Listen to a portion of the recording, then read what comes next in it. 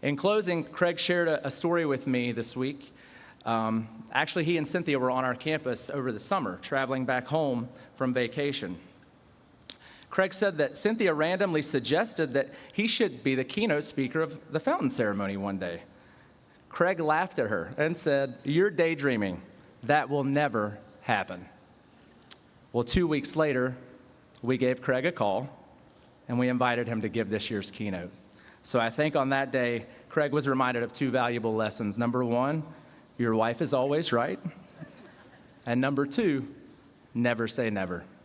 Today is Craig's first fountain ceremony, so Marshall family, please help me welcome him to the podium as only we can. We are Marshall Craig T. Greenlee.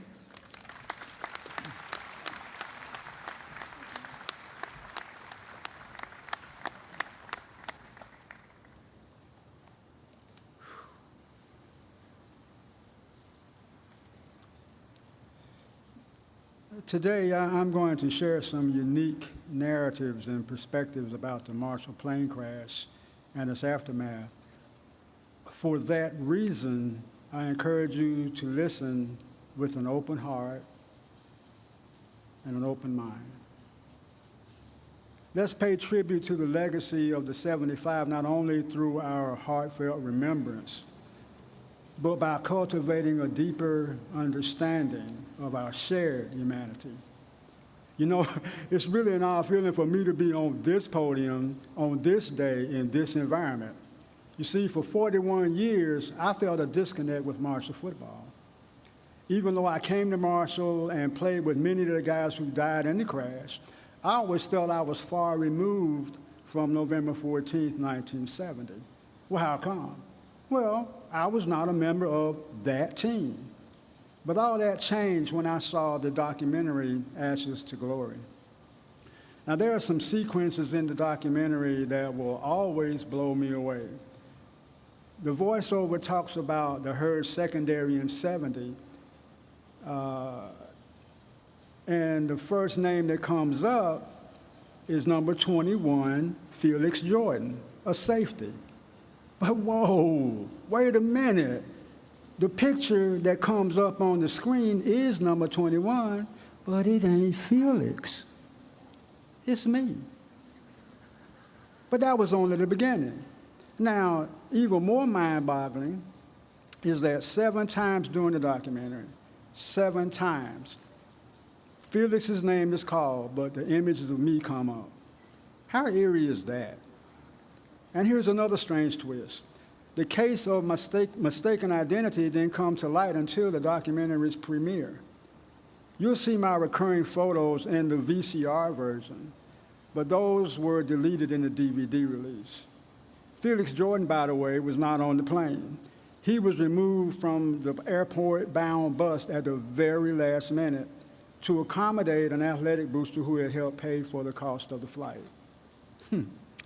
Makes me wonder, maybe I was a lot closer to Thundering Herd football than I thought. Now that you have a better understanding of my Marshall connection, I invite you to fasten your seatbelt and take a ride with me. Let's go back in time.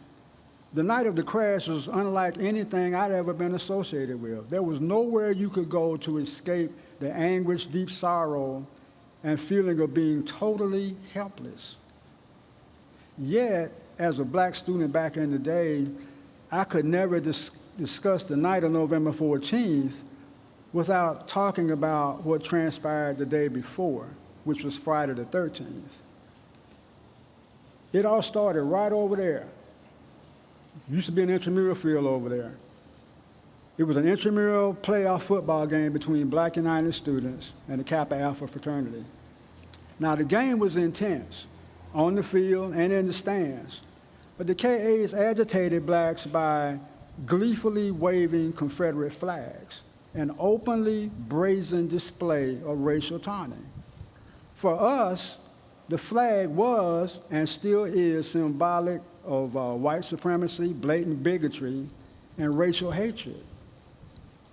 When the game ended, I watched in amazement as KA pledges ran through groups of black kids waving those Confederate flags. So it was hardly surprising that a brawl erupted. 3 guys were injured and taken to the hospital. That was round 1. Round 2, which involved 2 ladies, 1 black and 1 white, took place in Twin Towers cafeteria. At the risk of being too graphic in describing that fight, let's just say it's a good thing that somebody intervened. Otherwise, it would have been one bloody mess. And that's not an exaggeration, folks. Meanwhile, the Twin Towers lobby on the women's side was packed to the brim with a shoulder-to-shoulder crowd.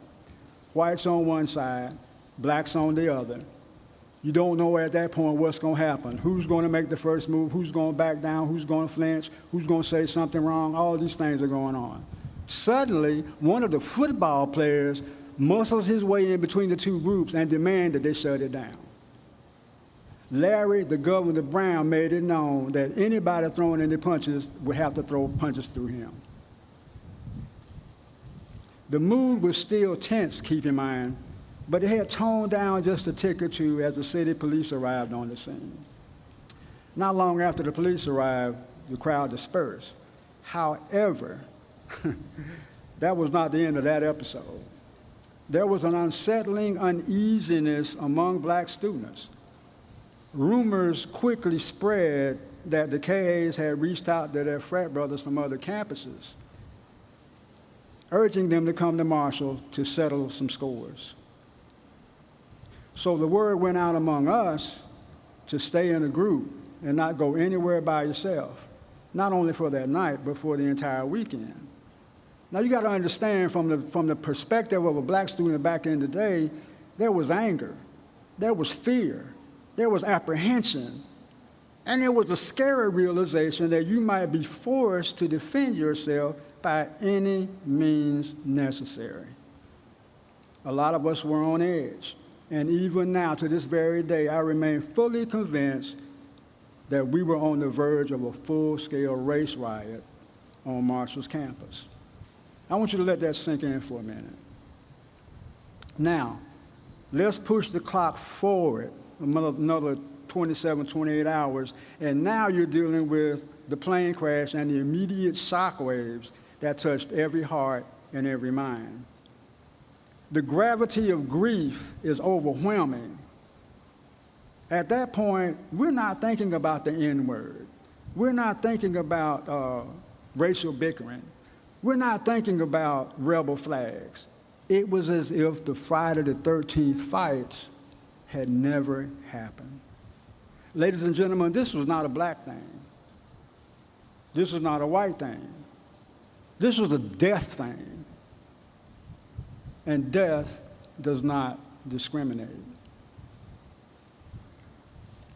So in ways that perhaps no one would ever have imagined, the football team from '70 really served as agents of peace between the races.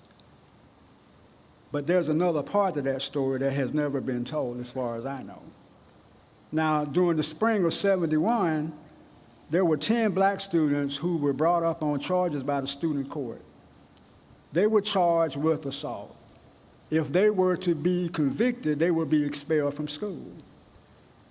The situation didn't look, the situation from the black perspective looked bleak because there was only one member of the student court, a good friend of mine, Bill Redd, who passed away a couple of summers ago.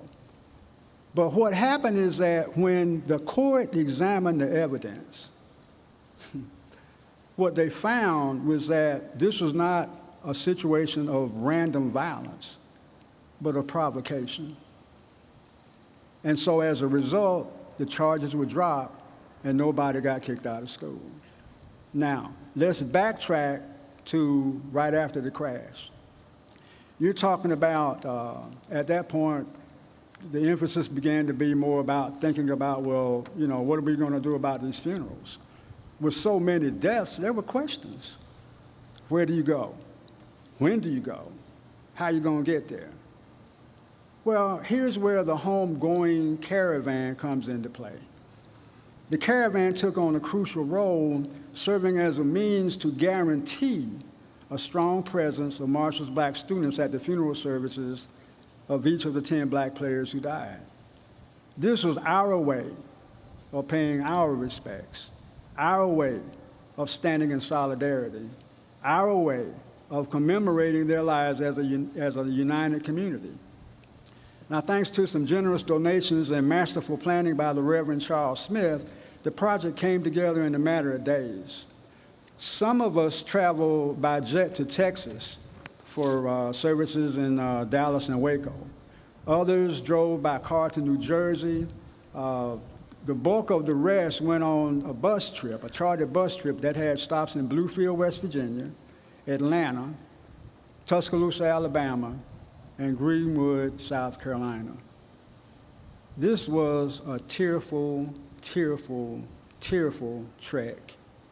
It covered 1,500 miles in about 4.5 days.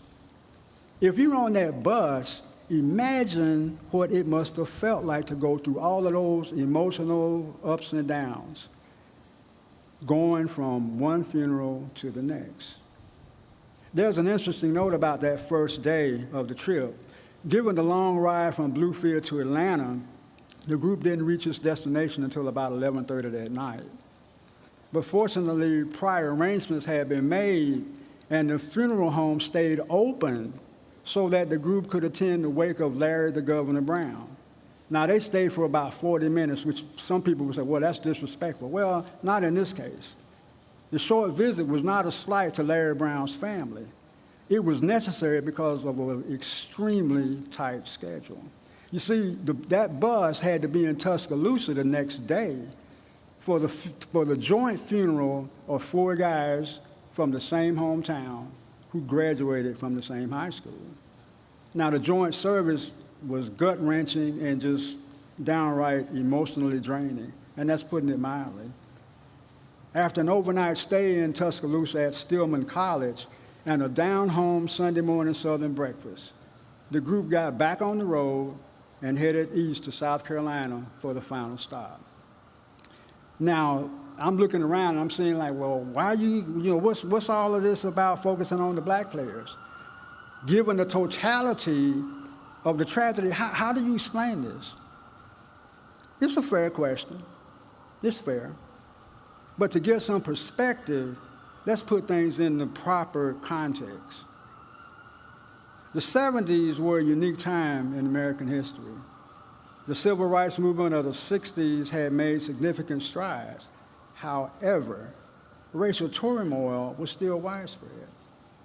Colleges and universities, including Marshall, were microcosms of a broader social landscape. Black students were allowed to go to these mainstream schools, but acceptance, let's just say, was an ongoing journey. In other words, it's one thing there's a distinct difference between being tolerated and genuine acceptance. Back then, Marshall had about 300 black students within a student body of, I don't know, maybe 7,000, 7,500, somewhere in there. To lose all 10 of us at once in such horrific fashion was just devastating. This was personal to us. This was personal. These individuals were more than just some dudes who played ball, okay? We shared, they were our brothers. We shared a profound bond rooted in our collective history of fighting for equality. Our mutual heritage and joint aspirations for a brighter future drew us even closer together. Perhaps this explains why there was such a gnawing need to pay tribute, to spend time with family members of our fallen brothers.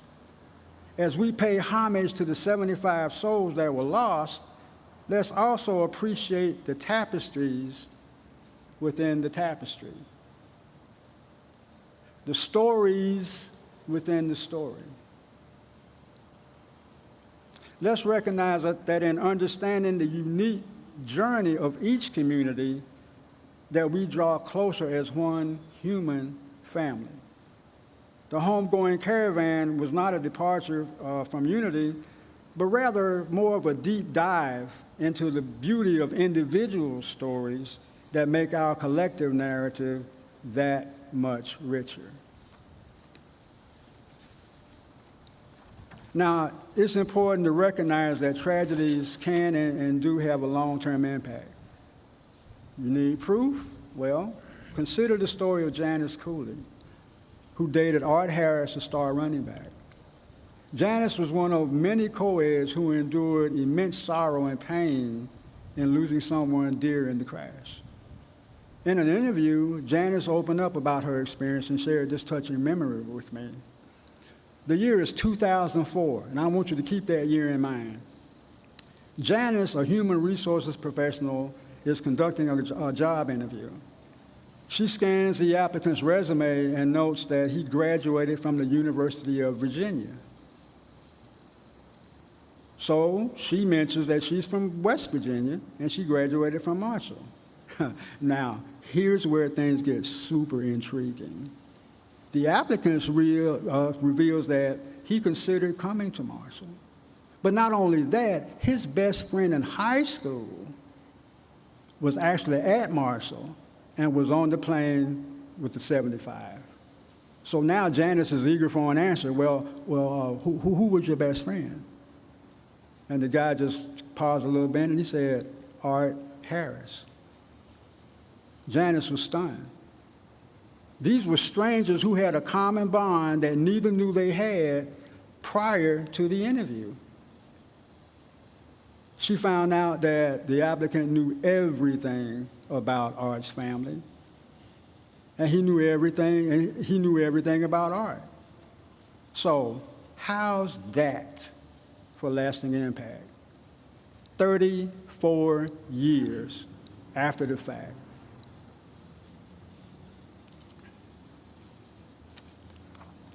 Given that so much time has passed since the tragedy, the question always comes up, why continue to acknowledge this year after year after year? Yes, the sorrowful part is very hard, very difficult to deal with, but it's not the only aspect. Things come full circle when you consider the big picture. What happened after the tragedy? How did things turn out because folks decided to keep pressing on instead of folding their tents and calling it a day? When you look at the results, that's the undeniable evidence that good things can and do happen in the wake of awful circumstances. Most folks might describe this as resilience. I call it bounce back ability. The seeds for today's success were sown many years ago, so we're the beneficiaries. And because of that, we should keep telling the story so that it remains fresh in the minds of every generation. It's a timeless story, a story that's worth telling. When it comes to the crash and its aftermath, there are so many critical lessons to be learned.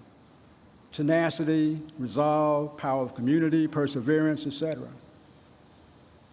In this instance, let me hone in on one lesson. If there's something that you really or truly want to accomplish, you must keep going. Don't stop. You don't give up, and you don't give in, ever. The 70 team is a prime example. Really? The Herd wasn't even a 500 team. So what am I talking about? What I'm talking about is looking beyond the obvious. I'm talking about taking a peek underneath the surface. And in this instance, what you'll find is that in 4 of those 6 losses, the average margin of defeat was 3.5 points. So it's very feasible that the 70 Herd could have easily have been 7-2 after the East Carolina game. So what's the point? My point is this. The 70 team was not that far off the mark. And the same might be said for your situation, whatever that might be. You keep going because you have no idea how close you are to achieving your goal, to making that dream come true. This is the principle that applies to every endeavor. If you stop, you'll never know what the final outcome is, and that would be a crying shame. And this applies to everything that you could ever think of, not just football. It was valid back in the day, it's valid now, and will still be valid as the years roll on. On a personal note, I have to admit, this has been quite a journey, a long and winding road full of surprises and sometimes startling revelations. Whenever I hear mention of the Marshall plane crash, there's always a mind-numbing thought that crops up. My life could have ended over 50 years ago on a muddy hillside in West Virginia. It's so clear to me now that God had another plan. God has a plan for all of us, and if you haven't given your life to Him, the time to surrender is now. It's never a foolish idea to have a talk with our Creator. The Bible makes this extremely clear in 2 Chronicles. If my people, which are called by my name, will humble themselves and pray, and seek my face, and turn from their wicked ways, then will I hear from heaven, and will forgive their sin, and will heal their land. Be blessed on this day and always, for there is nothing that can separate you from the love of God. This is Craig T. Greenlee. I'm from Jacksonville, FLA, and I thank you for listening.